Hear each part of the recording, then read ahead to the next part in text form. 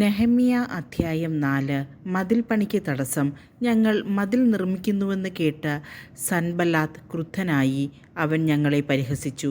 അവൻ ചർച്ചക്കാരുടെയും സമരിയ സൈന്യത്തിൻ്റെയും മുമ്പാകെ യഹൂദരെ പരിഹസിച്ചു പറഞ്ഞു, ദുർബലന്മാരായ ഈ യഹൂദർ എന്താണ് ചെയ്യുന്നത്? അവർ എല്ലാം പുനരുദ്ധീകരിക്കുകയും ബലിയർപ്പിക്കുകയും ഒറ്റ ദിവസം കൊണ്ട് പണിതീർക്കുകയും ചെയ്യാമെന്ന് വ്യാമോഹിക്കുന്നു. കത്തി നശിച്ച അവശിഷ്ടങ്ങളിൽ നിന്ന് പണിയാൻ കല്ല് വീണ്ടെടുക്കാൻ കഴിയുമോ?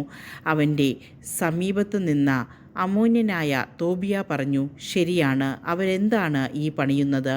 ഒരു കുറുനരി കയറിയാൽ മതി, അവരുടെ കന്മതിൽ പൊളിഞ്ഞു വീഴും. ഞങ്ങളുടെ ദൈവമേ, ശ്രവിക്കണമേ, ഞങ്ങൾ നിന്ദിക്കപ്പെടുന്നു. അവരുടെ പരിഹാസം അവരുടെ ശിരസുകളിൽ തന്നെ പതിക്കാൻ ഇടയാക്കണമേ. ശത്രുക്കൾ അവരെ കൊള്ളയടിക്കുകയും തടവുകാരാക്കുകയും ചെയ്യട്ടെ. അവരുടെ കുറ്റം മറയ്ക്കരുതേ. അങ്ങയുടെ ദൃഷ്ടിയിൽ നിന്ന് പാപം മായ്ച്ചു കളയരുതേ. പണിയുന്നവരുടെ മുൻപാകെ അവർ അങ്ങയെ പ്രകോപിപ്പിച്ചുവല്ലോ. ഞങ്ങൾ മതിൽ പണി തുടർന്നു. ജനം ഉത്സാഹപൂർവ്വം പണിതു. മതിൽ ചുറ്റും പകുതി കെട്ടിയുയർത്തി.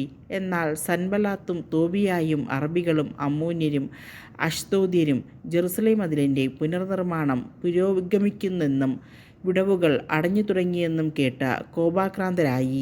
ജെറുസലേമിനെതിരെ പൊരുതാനും കലാപം സൃഷ്ടിക്കാനും അവർ ഉപായം തേടി.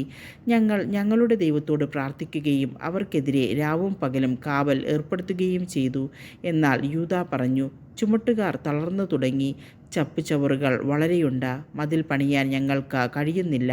ശത്രുക്കൾ പറഞ്ഞു, നാം അവരുടെ ഇടയിൽ കടന്ന് അവരെ കൊല്ലുകയും പണി തടയുകയും ചെയ്യുന്നതുവരെ അവർ അറിയുകയോ കാണുകയോ ചെയ്യരുത്.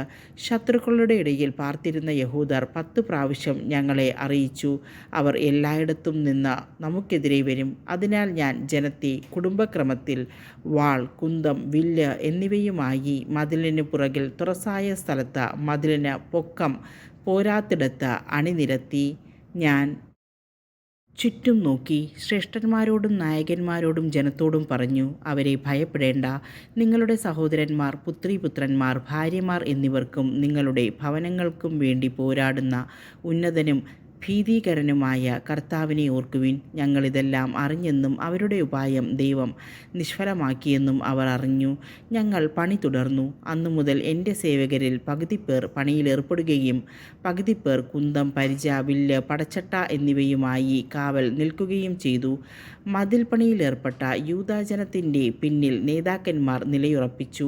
ചുമട്ടുകാർ ഒരു കൈയിൽ ഭാരവും മറുകൈയിൽ ആയുധവും വഹിച്ചു.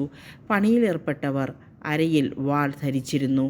കാഹളക്കാർ എൻ്റെ സമീപം നിന്നു. പ്രമുഖന്മാർ, നായകന്മാർ, ജനം എന്നിവരോട് ഞാൻ പറഞ്ഞു, ജോലി ദുഷ്കരവും വിപുലവുമാണ്.